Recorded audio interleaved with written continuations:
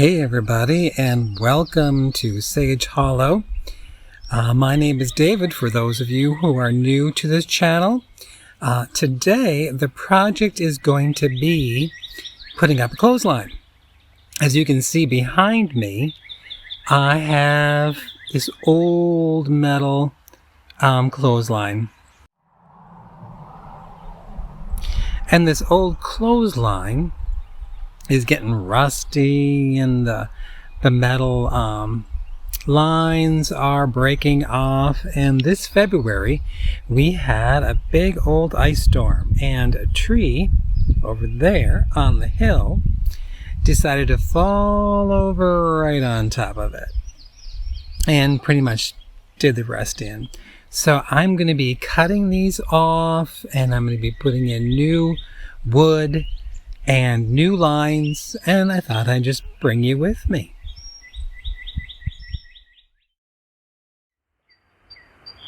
So what I've decided to do is cut these right off at the ground. There is a huge amount of cement, and then the dirt around it is really heavy clay.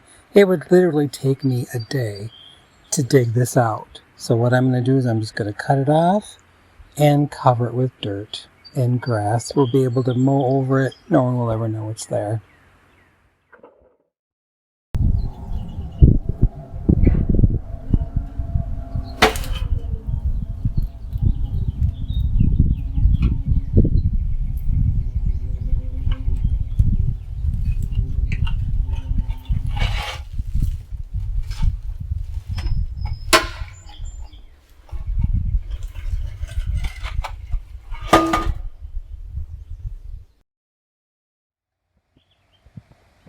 Okay, I've got the old metal pipes cut and moved, and I want to show you what I've got going here. Now I have 10 feet right there in between the two posts. I might add a little bit more, but typically what I've done, this is my third clothesline that I've made. I stay at 10, 11, 12 feet in distance between the two posts. And instead of just a few lines, I have 10 lines that I typically do. So I might do 10, 12 lines. And for me, what that does is it keeps the line from sagging, because there's a less distance between the two. A lot of people, I've seen them do their clothesline and they have, 15, 20 feet between the two posts and just a few lines, and then when they get full of laundry, they sag. So I'll be doing 10, 11 feet, somewhere around in there. So I've got two 4x4 posts at 8 feet, and those are ground contact posts. And then I've got two 2x4s that are weather resistant treated. I'm going to be cutting them in half and then half again, so I'll have two 2 feet sections and one 4 foot section. And I'll be showing you how I put that all together.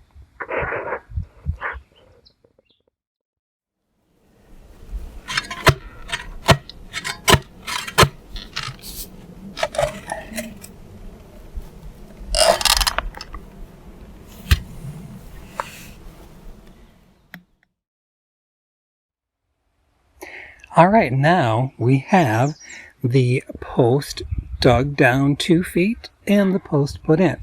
Now, as you can see, I have two supports, one going this way and one going this way. And what I do is I screw them in, and then I kind of tap them into the dirt. And then I use a level and put it alongside, and then we can see, according to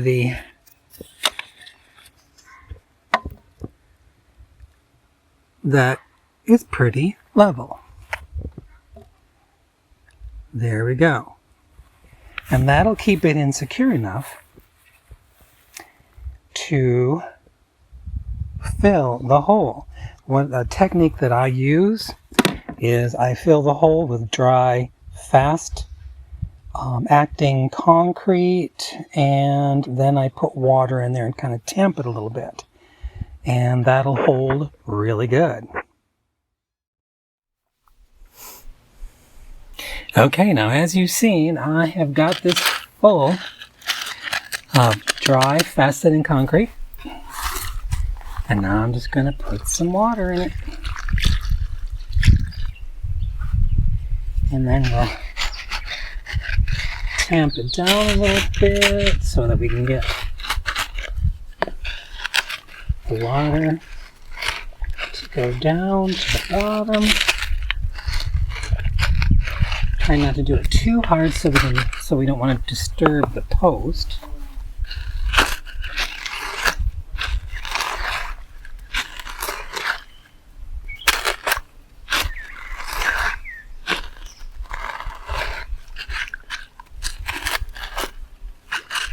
There we go. Now the water will, if it's still dry on the bottom, which is fine, the moisture from the ground and the rest of the water will continue to percolate down. It will get to the bottom and make a nice rock solid cement. So there you go. Ready to go. Now I'm just going to let it here and let it do its thing. I'm not exactly sure how long it takes to set. Let's see, 30 minutes. There you go. So I'll just let this sit for an hour and we'll be back.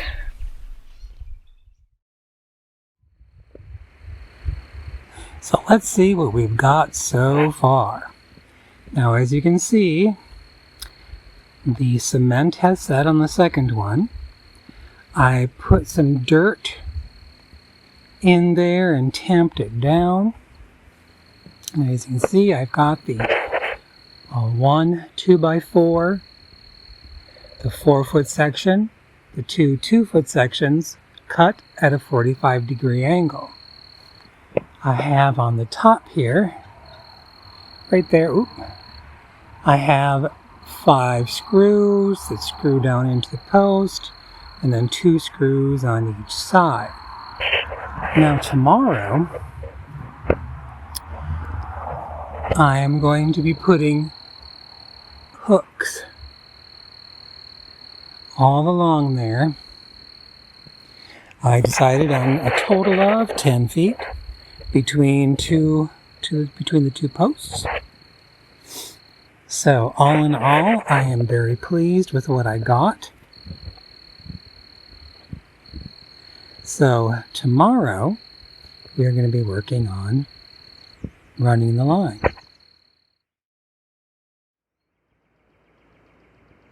Okay, so I have measured the top where all the, I can't even think what they're called. Hook and eyes, there we go. And the eyes are going to be, I decided to put in 10 lines because I have 20 of these eyes. So it is every 4.5 inches I am going to be having these eyes. So just going to pre-drill them first.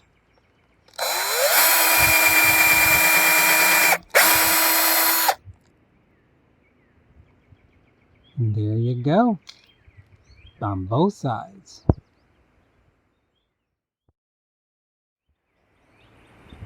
Now, I am going to put every eye in.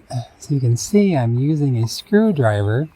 It makes it super easy to screw in these laundry line eyes. We purchased these on Amazon, by the way. Sorry for the shakiness. It's making the whole thing kind of move here a little bit. And the in and out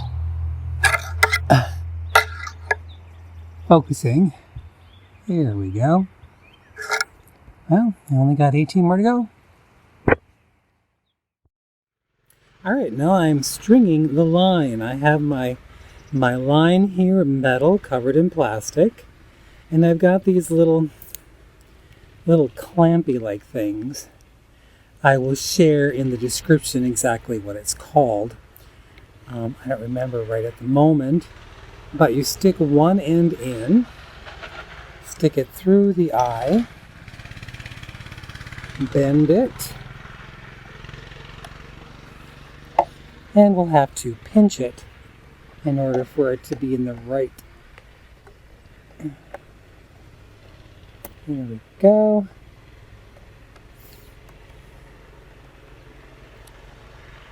And then we stick it through the second little loop that's in it.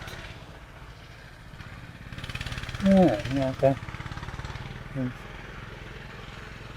the neighbors are deciding to play with their little tiny motorcycle.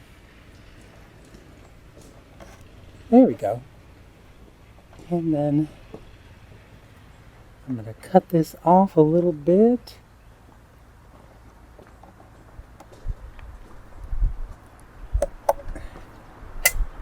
And this stuff in the second bin. I'm going to roll that up. And there's that first loop. Okay, now we're going to do the turnbuckle with the hook in the eye. I have the end. First of all, I have this, again, this piece here. We put through one side. Okay, and then we put it in through the hook. And we bend it. And then we hook it onto here. Now, I'm going to be clamping again with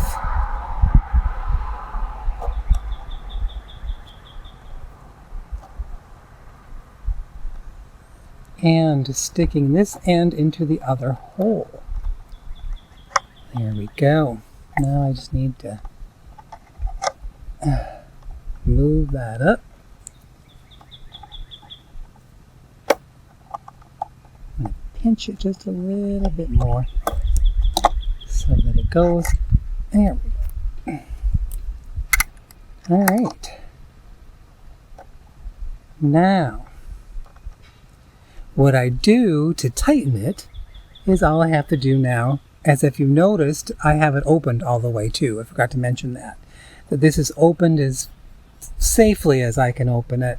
And now all I have to do is just twist it, and that screws both these in and tightens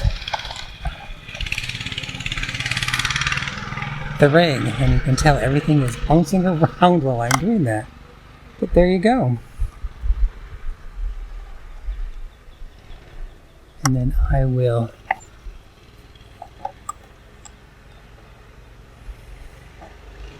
put that in and trim it off. And then we are ready again. And I'll just continue to do that for the other 10. So far I've got 1, 2, 3, 4 lines. Okay, I have all of the lines run. So you can see I've got my eyes. I've got 10 eyes in a row. Every other line has this turnbuckle so I can tighten it. All the lines have a ferrule right here that snugs and secures the end of every line. And on this side, I just looped. So I brought in one line, brought it out the other. So I now have, let's move it this way. I now have a line. So I got some laundry to do. Look at that. Awesome.